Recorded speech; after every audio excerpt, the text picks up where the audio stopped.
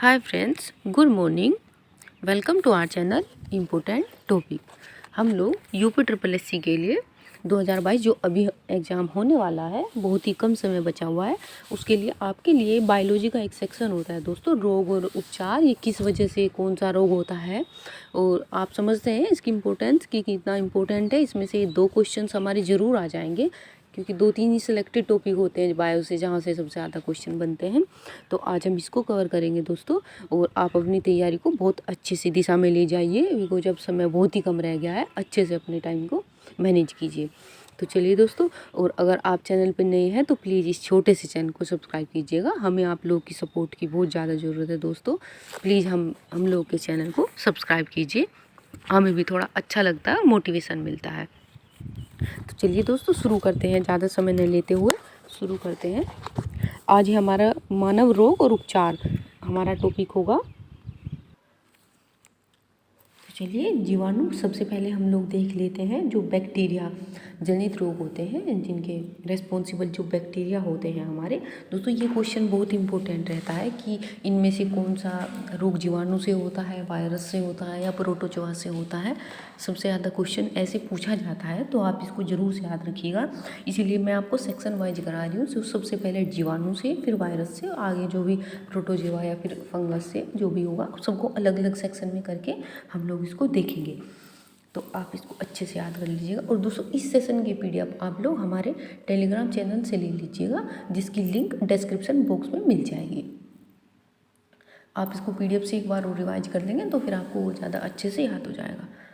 सबसे पहले आते हैं हैजा पे।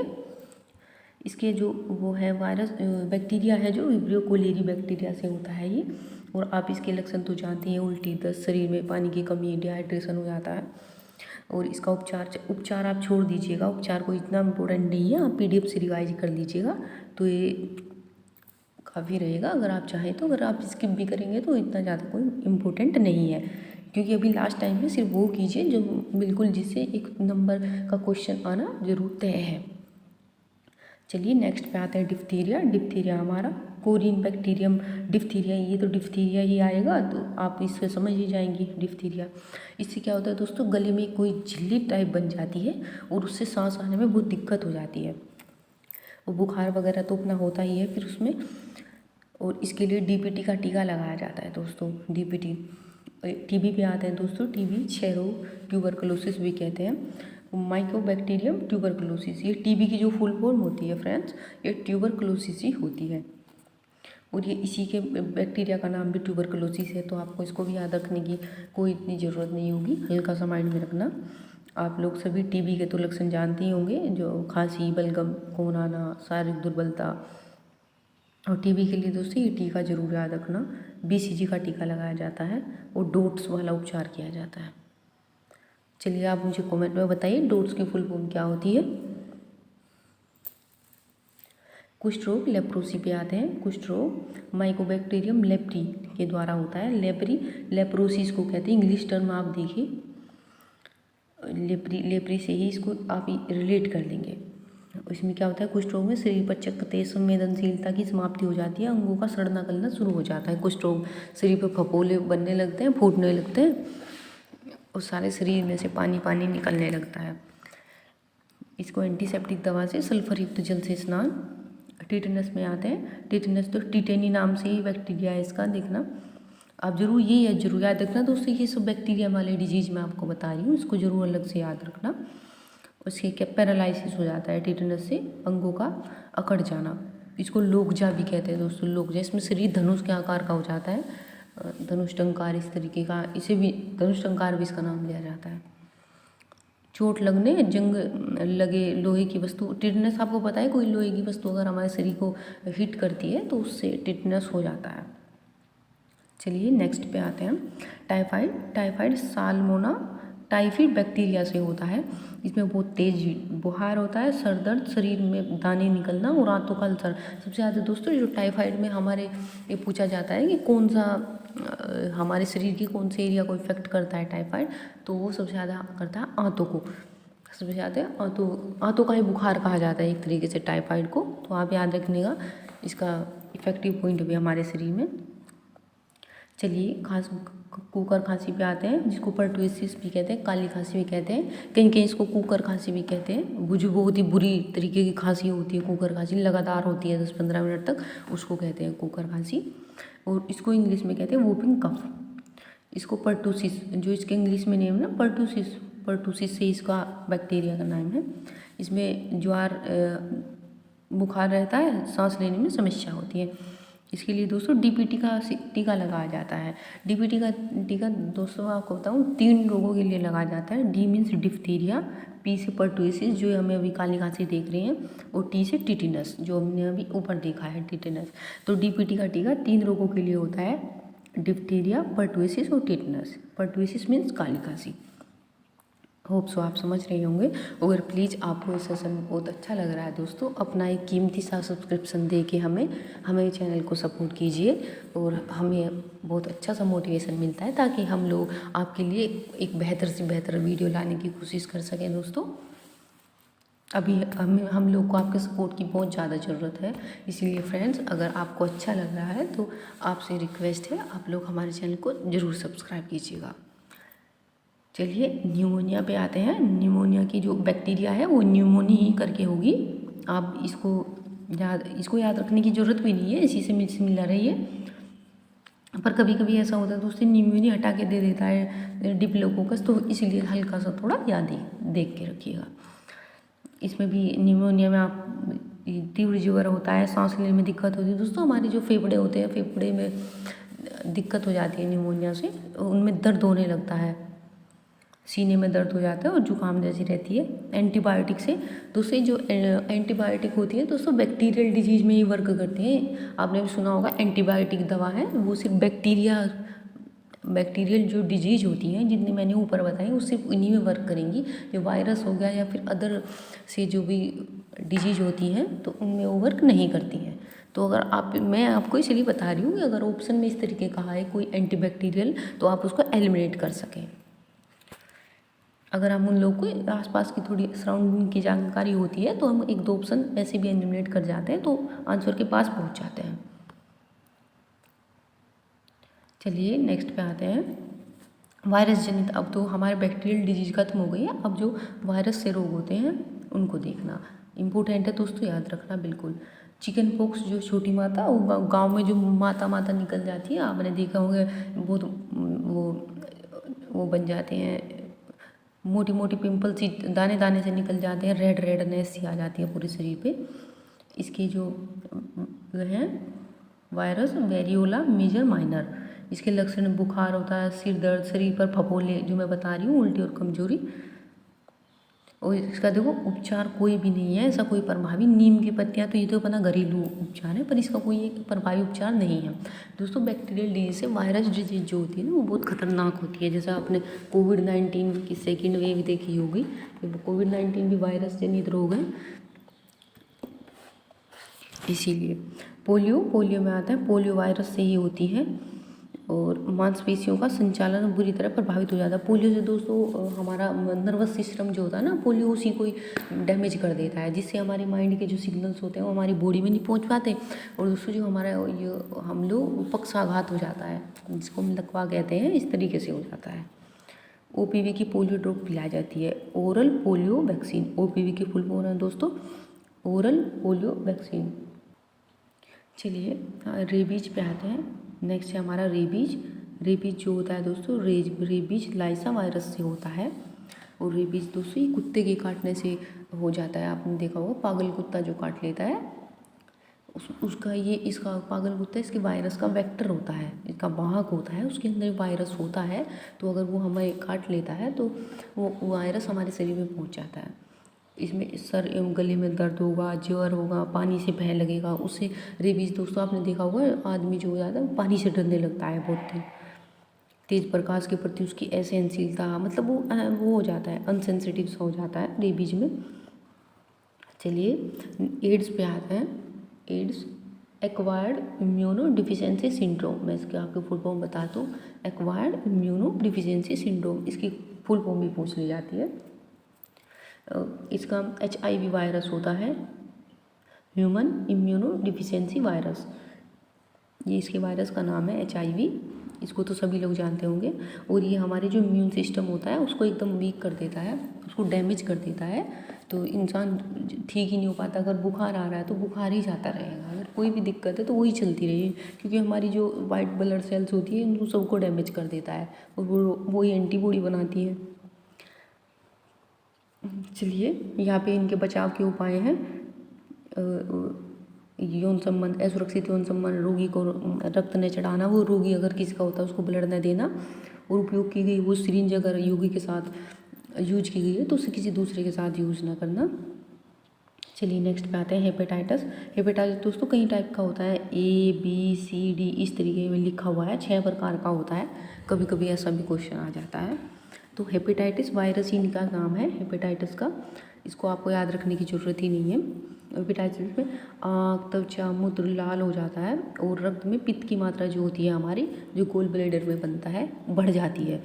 भूख नहीं लगती, यकृत में पित्तवर्ण का पूर्ण अपचयन नहीं हो पाता। हेपेटाइटिस दोस्तों एक हेपेटाइटिस तो होता है, हेपेटाइटिस जॉन्डिस भी होता है, जिसको पीलिया कहते हैं। पीलिया आपने देखा होगा, उसमें योगी का शरीर पीला पड़ जाता है, तो यही है, उसमें पित्तवर्ण का पूर्ण अपचयन नहीं हो पाता है, तो हमारे ब्लड में चला जाता है वो पित्तवर्णक जो होता है, और उस हमारे ब्लड में चला जाता है तो हमारा शरीर उससे पूरा का पूरा पीला दिखाई देने लगता है। आपने पीलिया में देखा होगा, शरीर और आँखों का रंग पीला पीला हो जाता है। इसे ठंडक से बचना और पौष्टिक आहार, दोस्तों ये पानी से भी बहुत होता है। इन्फ्लुएंजा में इन्फ्लुएंजा वायरस से ही होता है ये, इन्फ्लुएंजा वायरस से। इससे क्या होता है, सर दर्द, बदन दर्द, जोड़ों में दर्द, सर्दी जुकाम, खांसी बुखार आदि। इससे क्या होता है दोस्तों, ये इसकी एंटीबायोटिक है। एंटीबायोटिक नहीं दोस्तों, ये बायोटिक तो यहाँ पे आएगा नहीं, बायोटिक तो बैक्टीरियल डिजीज के होता है। और टेरामाइसिन, और ये थोड़ा गलत है, और टेट्रासाइक्लिन। डेंगू बुखार आता है, ये डेंगू बुखार दोस्तों मोस्ट इम्पोर्टेंट है, इसको बिल्कुल याद रखिएगा। एक डेंगू बुखार का मच्छर पूछा जाता है, किस मच्छर से होता है। एक डेंगू होता है और एक मलेरिया वाला, ये पूछा जाता है। ये दोस्तों एडीज, डेंगू और एडीज, देखो दोस्तों इसमें भी डेंगू डे से बना हुआ है, एडीज में भी डे आया हुआ है, इसको आप याद रख लीजिएगा। इससे ये भी डेंगू डे से बना हुआ है और एडीज में भी डे आया है, तो डेंगू एडीज इस तरीके से याद रखिएगा। इसके मच्छर का नाम बहुत पूछा जाता है, एडीज इजिप्टी और एडीज, सब में एडीज आ रहा है। देखो क्यूलेक्स मच्छर सबसे इंपॉर्टेंट है दोस्तों, एडीज वाला ही पूछा जाएगा आपसे क्वेश्चन में, इसको बिल्कुल याद रखिएगा। इसमें तेज बुखार होता है, आँख, जोड़ों एवं पेशियों में दर्द होता है, रक्त में प्लेटलेट्स की कमी हो जाती है, प्लेट्स कमी हो जाती है दोस्तों। अब देखा भी होगा आपने, बहुत बार सुना भी होगा डेंगू बुखार में। मीजल्स की बात करते हैं, खसरा मरबेली वायरस से ये होता है। मीजल्स में क्या होता है, आँख एवं नाक से पानी बहना, जुकाम टाइप, और शरीर में दर्द, ज्वर, शरीर पर लाल दाने निकल आते हैं। अब चलते हैं दोस्तों गलसुआ पे आते हैं, इसको मम्स कहते हैं, मम्स। ये मम्स वायरस से ही होता है, इसको आप इंग्लिश में याद रखिएगा, मम्स से मम्स। और झुरझुरी, सिर दर्द और बुखार, कान के नीचे पेरोटिड ग्रंथि में सूजन आ जाती है। जो हमारे 3 ग्लैंड होती है ना दोस्तों, जो हमारे मुंह में 3 ग्रंथियाँ होती हैं, और उसमें से एक पेरोटिड ग्लैंड होती है, तो ये उसमें सूजन आ जाती है उसी को ही, और वहाँ से बहुत मोटा सा हो जाता है एरिया में, तो उसी को गलसुआ कहते हैं। टेरामाइसिन गले के कान तक सिकाई, अगर हम इसको सिकाई करेंगे तो इससे रिलीफ मिलता है। अब चलते हैं दोस्तों कवक, जो कवक जनित रोग होते हैं हमारे, फंगी जो होते हैं, ये कमी है दोस्तों। और सबसे ज़्यादा इम्पोर्टेंट तो आप बैक्टीरिया और वायरस को याद रखिएगा। और अगर आपको ये हमारा सेशन अच्छा लग रहा है तो प्लीज़ दोस्तों अपने इस छोटे से चैनल को सब्सक्राइब कीजिए और थोड़ा बड़ा बनाने में अपना योगदान दीजिए, हमें बहुत अच्छा लगेगा। चलिए चलते हैं दमा, अस्थमा जिसको कहते हैं, एस्परजिलस फ्यूमिगेट्स कवक से होता है दोस्तों, कवक जनित रोग है, इसको जरूर याद रखिएगा। कवक, बैक्टीरिया और वायरस, इन सबको अलग अलग करके रखिएगा, कौन सा बैक्टीरिया है, कौन सा कवक से है, कौन सा वायरस जनित है। इसके लक्षण क्या होते हैं, फेफड़ों की सूक्ष्म जो नलिकाएं होती हैं, एल्यूविली जिसको कहते हैं, एल्वियोली सिकुड़ जाती है दोस्तों। एल्वियोली जिसमें हवा भरती है फेफड़ों के अंदर जाके, जो सबसे छोटी यूनिट है ना फेफड़े की, उसको एल्वियोली कहते हैं। उसी में हवा जाती है, उसी से हवा निकलती है। जैसे छोटा सा गुब्बारा होता है, इस तरीके की आप शेप को इमेजिन करके चलिए, इस तरीके की एल्वियोली होती हैं। लाखों की संख्या, मिलियंस की संख्या में होती हैं। और इससे दम घुटना, सांस में समस्या हो जाती है दोस्तों। दमाएँ बहुत सी कॉमन सी बीमारी है आजकल, थोड़ा धूल धुएँ से हो जाती है।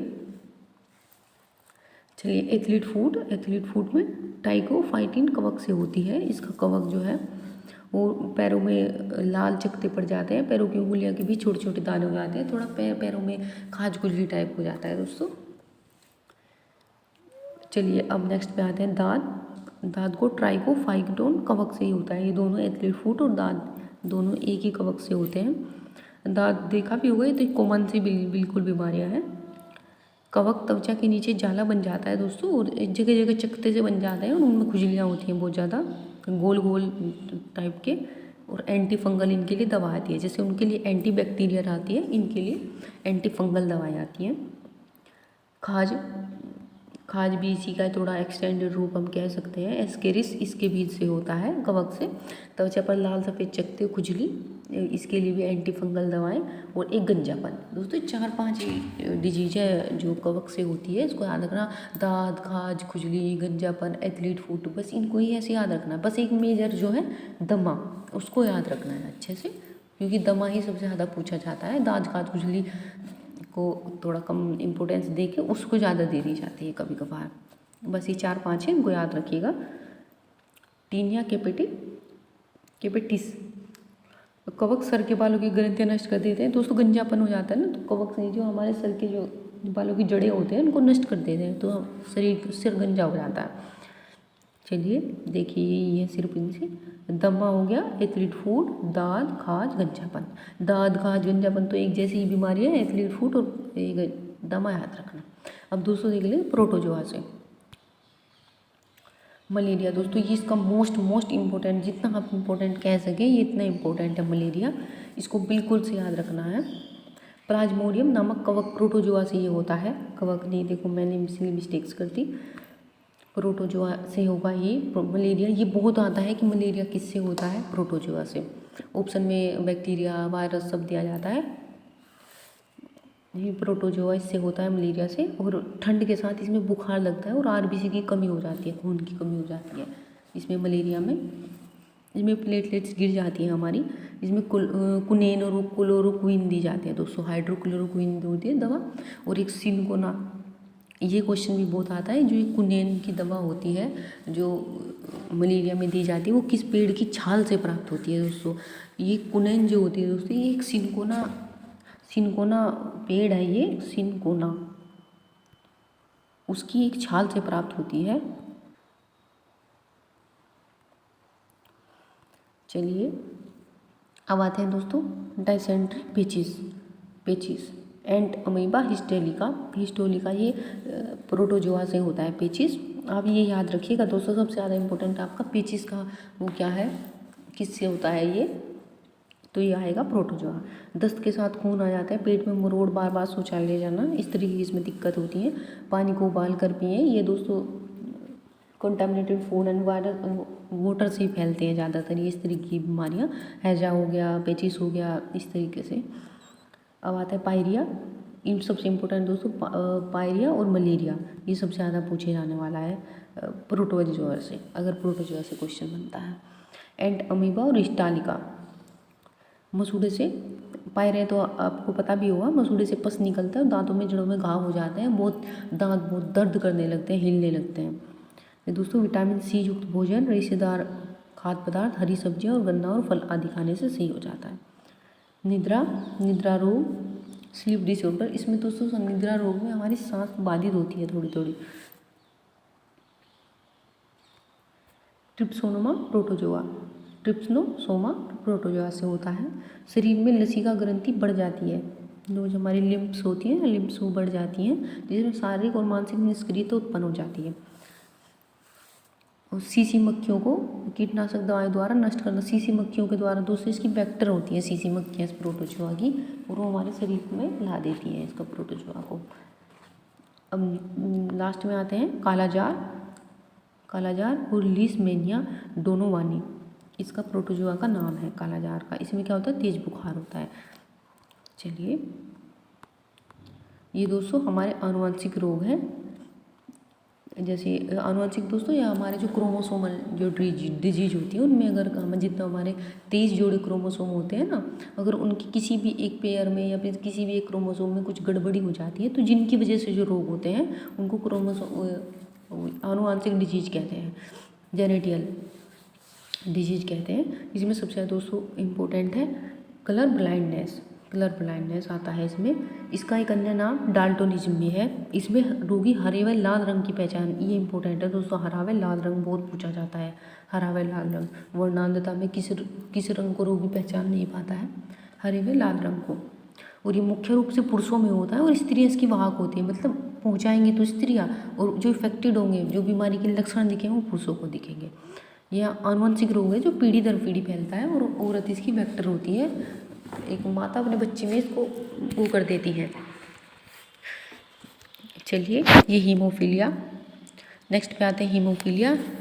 हीमोफीलिया में दोस्तों ब्लड का जो ब्लड क्लॉट होता है ना, जो हमारे रक्त का थक्का बनता है, जो चोट लगने के बाद हमारा शरीर कुछ दिन बाद ब्लड निकलना बंद हो जाता है, तो वो रक्त का थक्का होता है। तो इसमें क्या होता है, वो रक्त का थक्का नहीं बनता है, ब्लड क्लॉट नहीं होता है, और अगर कोई चोट लग जाती है तो ब्लड फ्लो होता रहता है और रोगी की डेथ हो जाती है। हीमोफीलिया बहुत खतरनाक बीमारी है ये। इसकी वेक्टर भी स्त्रियाँ ही होती हैं। टर्नर सिंड्रोम, ये सिंड्रोम दोस्तों कई रोगों का समूह होता है, इसको सिंड्रोम कहते हैं। इसमें क्या होता है, अर्धसूत्री विभाजन में अनियमितता उत्पन्न हो जाती है। जो रोगी के जो लिंग गुणसूत्र होते हैं, जो गर्ल चाइल्ड और बॉय चाइल्ड को डिफ्रेंशिएट करते हैं, जो XY और XX होते हैं लिंग गुणसूत्र, उनकी संख्या को कम कर देते हैं। इसमें शरीर में थोड़ा अलग तरीके की अनियमितताएँ आ जाती हैं, अल्प विकसित हो जाएगा है, कभी कुछ लैंगिक असमानताएँ आ जाती है, और छोटा कद, वक्ष चपटा, इस तरीके कुछ भी हो जाता है। मतलब ये थोड़ा हमारे शरीर को इफेक्ट करता है। और यह आता है क्लाइनीफेरस सिंड्रोम। ये भी अर्धसूत्री विभाजन में अनियमितता से उत्पन्न होता है। इसमें पुरुष में ना स्त्रियों वाले गुण दिखाई देने लगते हैं। पुरुष में लक्षण स्त्रियों वाले होते हैं। स्त्री, ये आपने देखा भी होगा, उसकी चाल चलन से कुछ ही स्त्रियों टाइप हो जाते हैं। चलिए, नेक्स्ट पे आते हैं, रोगी नपुंसक हो जाते हैं। अब आते हैं डाउन सिंड्रोम पे, जिसको कहते हैं मंगोलिज्म। यह भी अर्धसूत्री विभाजन में अनियमितता के कारण होता है, डाउन सिंड्रोम। और इसमें जाइगोट में गुणसूत्रों की स्थिति असामान्य हो जाती है। भ्रूण या तो इसमें शीघ्र मर जाता है, जीवित रहने की स्थिति में विकसित होकर वयस्क मंदबुद्धि, आंखें टेढ़ी, जीभ मोटी, अनियमित आकार का हो जाता है। जिसकी आंखें जो बोला से बन जाता है, जीभ मोटी हो जाती है, आंखें भी और टेढ़ी मेढ़ी हो जाती हैं। एक होता है दोस्तों। नेक्स्ट पे आते हैं पटाऊ सिंड्रोम। इसमें रोगी के ऊपर का होठ बीच से कटा होता है। ऊपर का जो ऊपर होठ होता है ना, वो बीच में से कट जाता है, और तालू में दरार होती है, जिससे वो सही से बोल ही नहीं पाता है और न अपने सही शब्दों को प्रोनाउंस कर पाता है। रोगी मंदबुद्धि भी होता है, और ये हो जाता है। ये दोस्तों, अब थोड़े से कुछ अन्य रोग देख लेते हैं।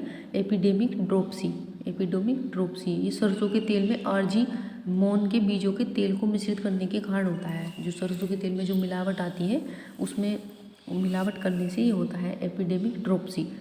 इसमें क्या होता है, अचानक पैरों में सूजन आ जाती है, दस्त हो जाते हैं, सांस फूलने लगती है, हृदय गति भी रुक जाती है दोस्तों, हार्ट अटैक की भी दिक्कत हो जाती है।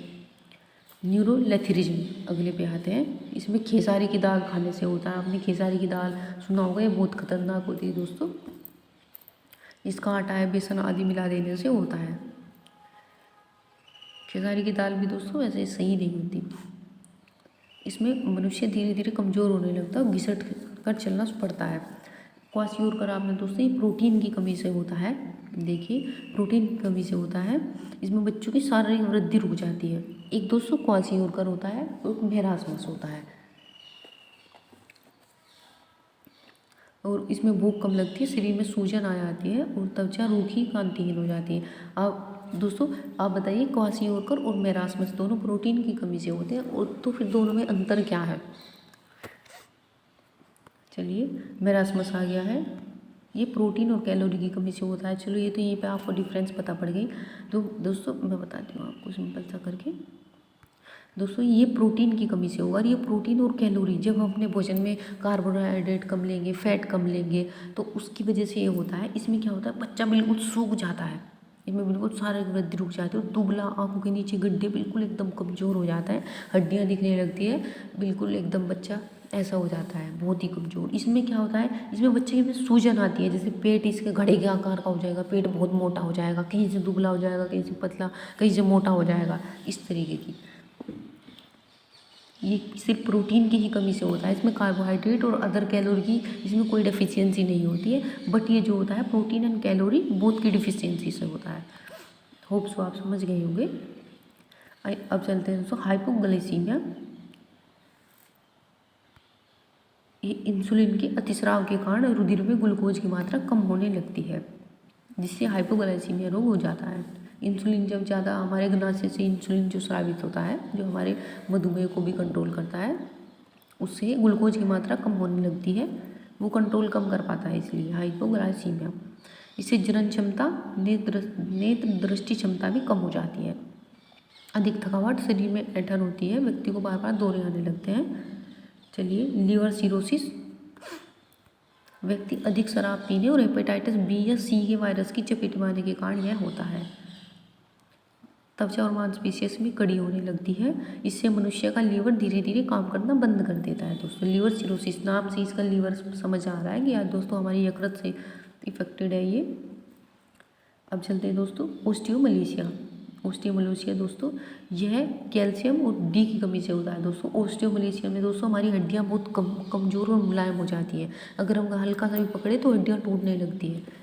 एक हड्डियाँ ओस्टियोपोरोसिस होता है एक रोग, और एक ओस्टियोमलेशिया होता है। ये दोनों ही इसी तरीके के रोग हैं। ओस्टियोपोरोसिस में हड्डियों में छेद हो जाते हैं। ये आ गया ओस्टियोपोरोसिस भी। चलिए इसमें अस्थि सघनता कम हो जाती है। इसमें क्या होता है दोस्तों, जैसे हमारी हड्डियां हैं ना, तो उसमें इस तरीके के हल्के हल्के छेद होने लगते हैं। ये जैसे हमारी हड्डी हो गई, इसमें छेद हो जाते हैं, तो हड्डियां बहुत कमज़ोर हो जाती हैं और टूटने लगती हैं। बहुत बुरा रोग है दोस्तों ये। इंसान चल तक भी नहीं पाता है इसमें, क्योंकि खड़ा भी होता है ना तो हड्डियां टूट जाती हैं और हड्डियां चटकने का डर रहता है। अस्थि मज्जा की संरचना में कमी आ जाती है, हड्डियों के टूटने का खतरा रहता है। अस्थि पुनर्निर्माण प्रक्रिया, मतलब जो अस्थियों में दोबारा से बनना जुड़ना बनता है ना, वो भी बिल्कुल खत्म हो जाता है। हड्डियों का निर्माण बहुत धीरे धीरे होता है। और विटामिन डी की कमी से दोस्तों हड्डियों के जितने भी कमी रोग होंगे वो विटामिन डी और कैल्शियम की कमी से आप जानते भी होंगे होता है।